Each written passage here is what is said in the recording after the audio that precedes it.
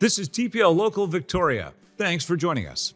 And so the topic today, as itchy as it might make you, or as terrifying as it is ticks. Across the country, Canada is experiencing a major tick problem. And to talk more about it with me today, Paul Micucci, thank you very much. Paul, by the way, from the national network, tplmedia.ca. If you're catching this local, make sure that you subscribe for the other shows, and you'll see Paul all over there on many topics. Thank you for joining me on this one. Yeah, thanks, Mike. I know a lot about this, honestly, because I dealt with it early in my life. And what had happened was I was working with a group of guys, and one day they came to me and said, we would like to adventure race. So for those of you... What is that? Yeah, it's not as popular right now as it used to be.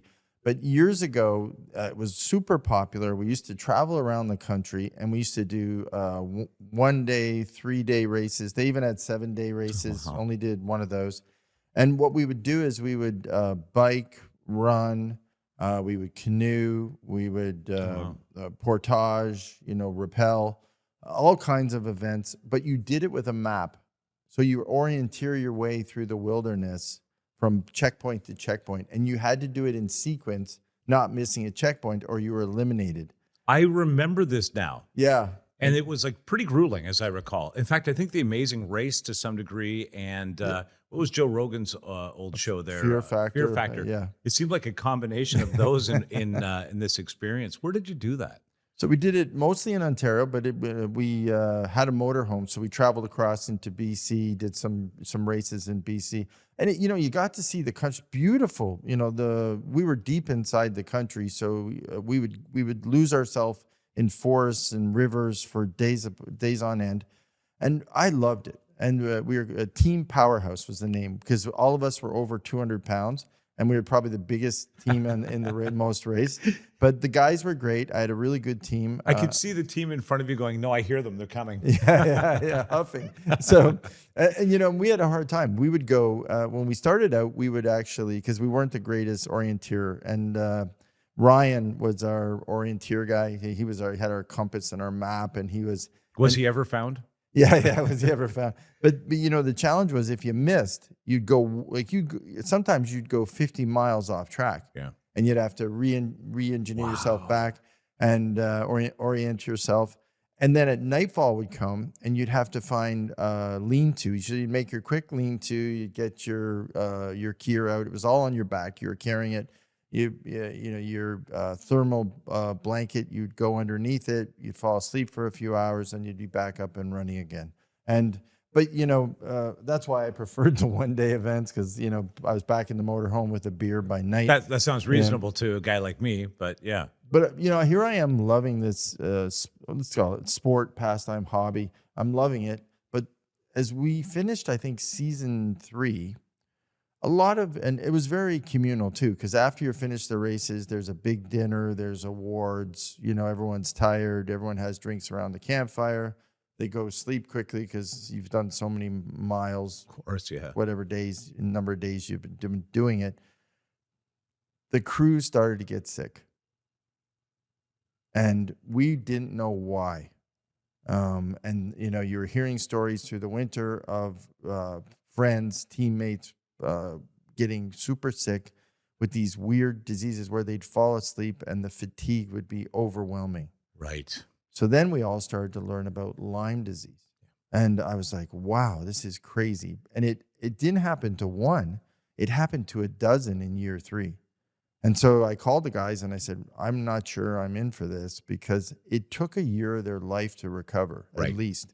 So, let's get into it. But yeah, I didn't realize, quite frankly, that these deer ticks, which seem to be so small and, because remember, we had one race where we're moving along, and we had just come out of canoeing.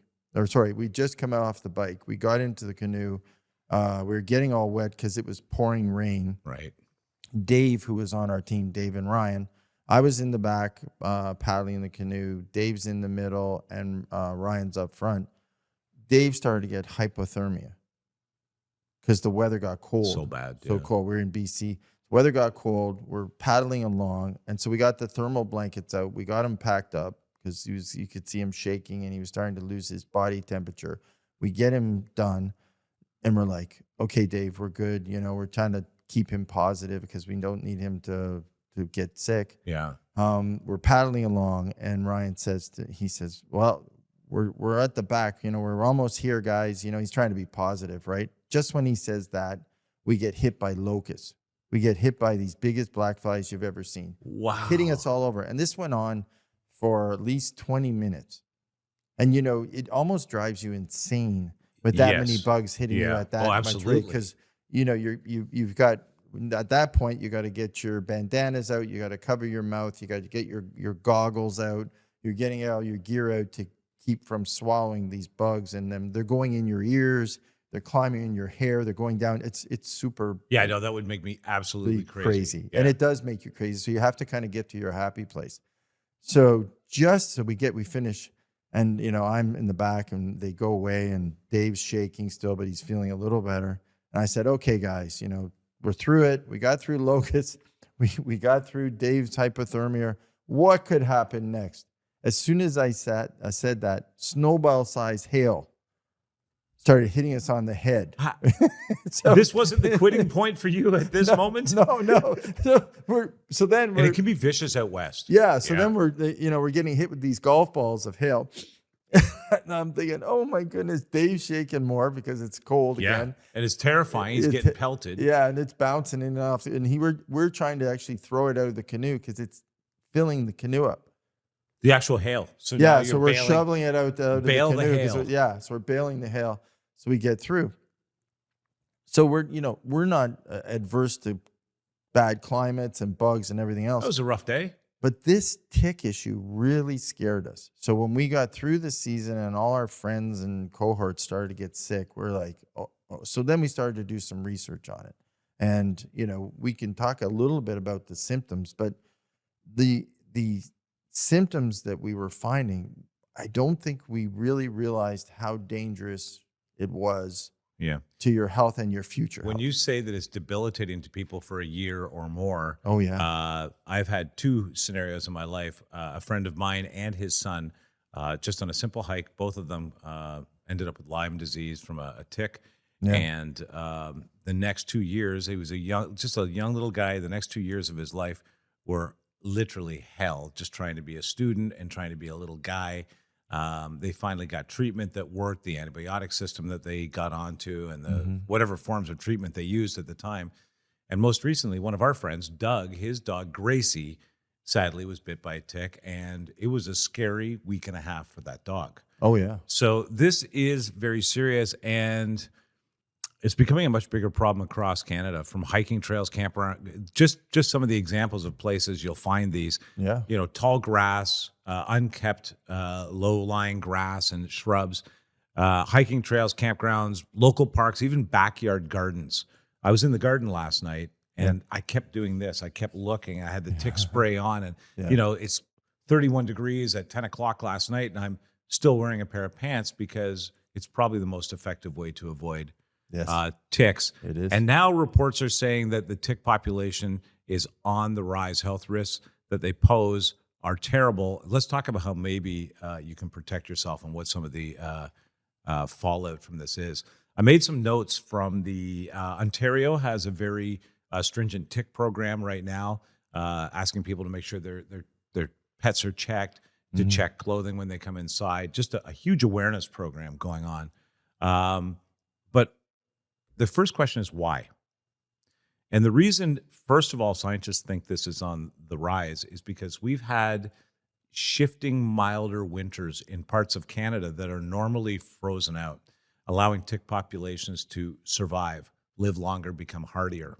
Yeah. And then the other issue is that it's just spreading, and it's spreading north as the milder winters are happening. And then the other thing that we're seeing because of that is because it is moving north where there's more wildlife. Wildlife is traipsing it around. So it's being transmitted essentially by wildlife in many ways because they're so affected by it as well. Yeah. Now the risks, you talked about the main one. Oh yeah. Well, can I just one thing, and this is something you got to really pay attention to, which again, we were so oblivious to Lyme disease and ticks when we were doing this. Well, it is a fairly new understanding. Well, and I probably at some point had Lyme disease. I think about it, and maybe I didn't have the same side effects, because not everyone has the same side Right. effects. But we would finish a race and we'd be sitting there having a beer and a hamburger and a barbecue, and we'd be all sitting telling war stories, because when you're doing these races, there's these crazy war stories that happen. People ride their bike over the side of cliffs. People you're in the wilderness, right? People are riding along and they hit a stump and they basically fly 10 meters. Yeah, for sure. So there's all these kind of stories you tell, and they're unfortunately when you start off with 100 people, 10 or 50 of them come back pretty banged up. Yeah. Whatever happened to Spraying them. something. So something. we'd sit around kind of, showing our arms and legs and having a drink and talking about this. And every once in a while, throughout the different summers, these people would say, "Look at this on my arm." And there'd be this huge bullseye. Right. And we'd all go, What caused that? "That's the weirdest bruise I've ever seen." Yeah. Right? It wasn't a bruise. It was the tick bite. It was Right. it was from the deer tick, and they had bit them. And the little buggers sit in the weeds. They sit damp. They love damp spaces. So if you're by a river or you're by somewhere, you got to really watch out, because they love to sit there. And they sit there and they jump. So you can see them. So if you ever watch a tick, I don't know if you've ever been And they by a jump tick. fast. It's crazy. It's like, So when you go by flies sometimes and you see flies going like this Yep. around you, ticks kind of do the same thing. They're sitting there and they get on you. So they might land on your pants and then they start to crawl along, and they're looking for a soft, fleshy part of your body. right. And once they get there, and they love like your inner thighs, they like to In be the by your groin belly area, button. belly button. Yeah. Yeah, exactly. They want to be there. So when they see that flesh, that's when they go in and they attach to Right. relieve or to inject the bacteria. And that's the bacteria that's going to affect you long term if you don't get it treated. And that's why when they pull out, so eventually when they stop and they wipe them off or you get them off your skin, as soon as they come out, quite frankly, you'll start to see that bullseye form around where the Right. center is where they went in. I actually got a tick, discovered it getting in the shower. Oh, I flipped out. Oh no. yeah. Because now this is at a time just a couple of years ago where we were starting to hear about Lyme disease and it was becoming prominent. There's a business owner from Magnotta Winery. You might know them here in Ontario. I do. Rosanna Magnotta, unfortunately, her husband, founder of the company, passed away due to complications after suffering some time with Lyme disease. And she started a foundation. I started to learn more about that through the radio station I was at. I found this thing and I flipped out. When I called the doctor, and I should share this with people, when I called the doctor, they said, "Okay, here's how to remove it. Yeah. Press down at the head of it Yep. and remove it backwards using tweezers. Ideally, if you can get a tick remover, that's going to be the best way." The next thing the doctor said was, "Don't panic. I have a prescription ready for you. It's an antibiotic.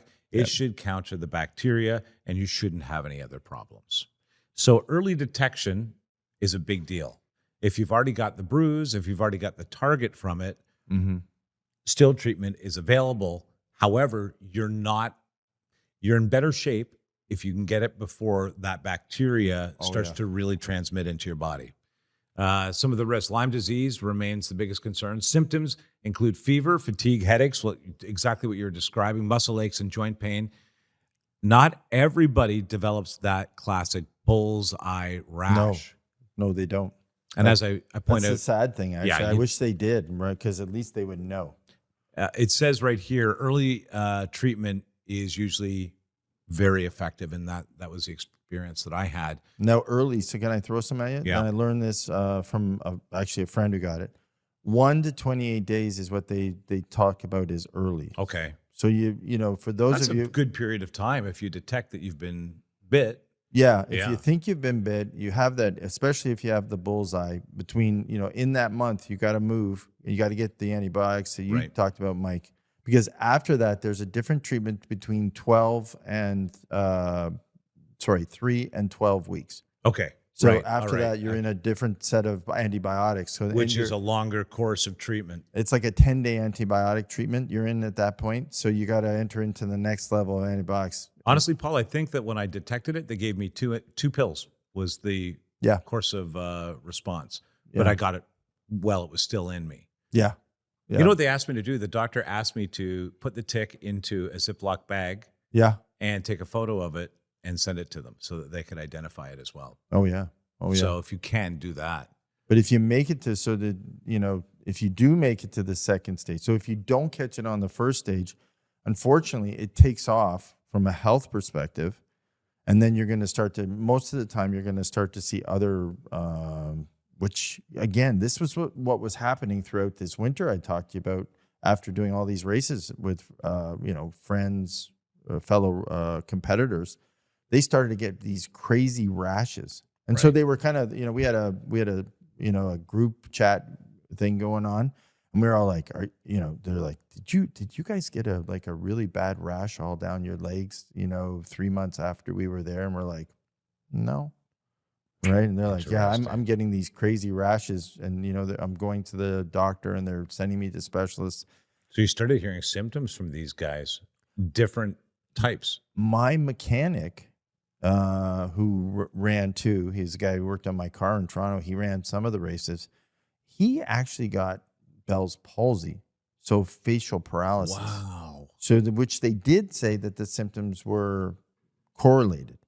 So one day he just came and he had droopy face, and Where did that come from? Well, the funny thing was, I was in seeing him. I was getting my car fixed, and he's like, "Yeah," he says, "I woke up and I got this." I'm like, "Oh, Dave, that's crazy."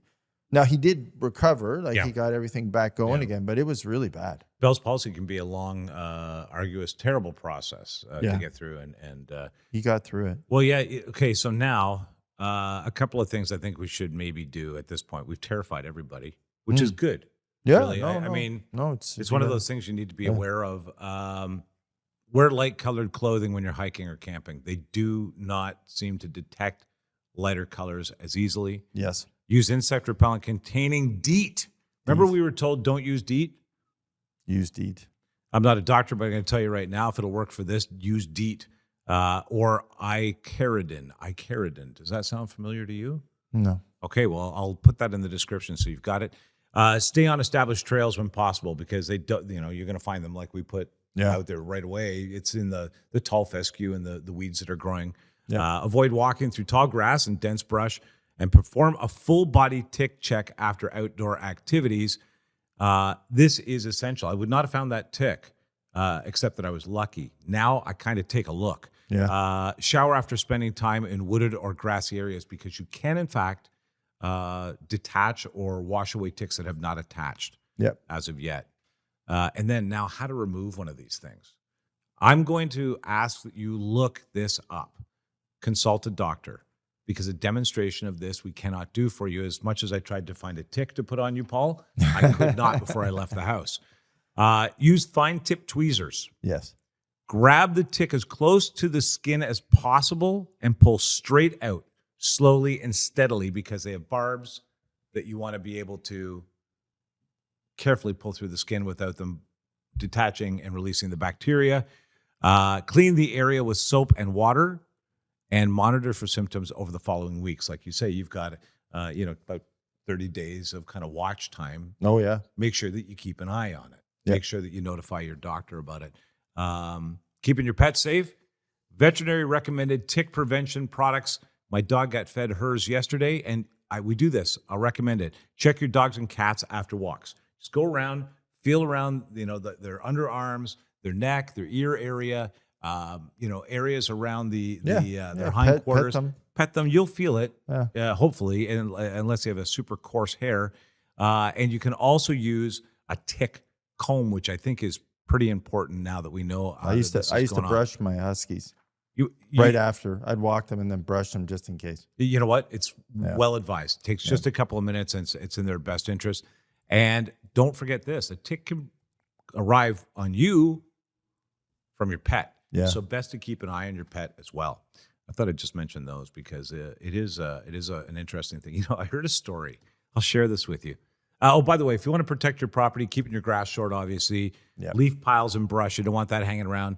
Trim overgrown areas, especially if your pets are going to be going around in those areas. Can And I ch- throw- yeah, can I and check throw your one? children and pets. Yeah, can I throw one at you just to think about for those of you who are concerned about it, especially if you're living on the water? If you have a high-powered leaf blower, Yes. right? If you're going to be spending time in that area, leaf blow it first. So that's what I do now because I'm down by the lake. Fantastic. So what I do, idea. I have a very high-powered leaf blower. So if I'm doing some work down there during the day, I take the leaf blower and I blow it out really hard, and then I go work. Right? What a fantastic Yeah, suggestion. that's to think about.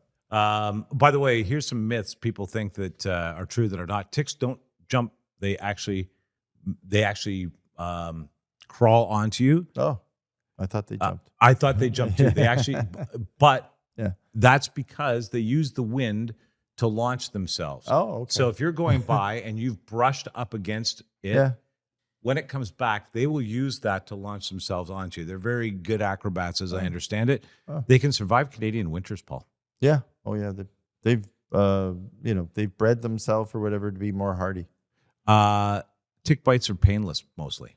Yeah. So you feel don't them. know. That's why your buddies were like mystified by this. If you had something and you were like, oh, and that came up, you would definitely, you would understand what happened to you. Well, think about them. They had, not to give myself any kudos, but quite frankly, the crew that I was running with or the competitors, they had very high pain tolerances. So quite frankly, ticks would have been nothing for them, right? Right. Yeah. Even if they did make a little pinch, they were like, okay. And you don't need to be deep in the woods to encounter ticks. I got mine actually walking down by the lake, Yeah. just walking the dog down by the lake. So I'll tell you an interesting story. I was thinking about this on the way in today. I heard Stone Cold Steve Austin. That's the best Stone Cold Steve Austin I can do. Nick, what do you think? I thought he was here. Yeah, thanks, Paul. I appreciate that. He was talking about how when he retired from wrestling, he was trying to keep himself busy and he got into hunting.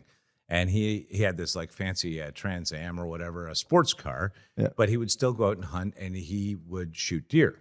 And being that he's a big, tough guy, he'd pull the deer out of the woods himself and carry it the 500 meters on his back. Oh, yeah. So he'd strap the deer, which, most of us guys do this.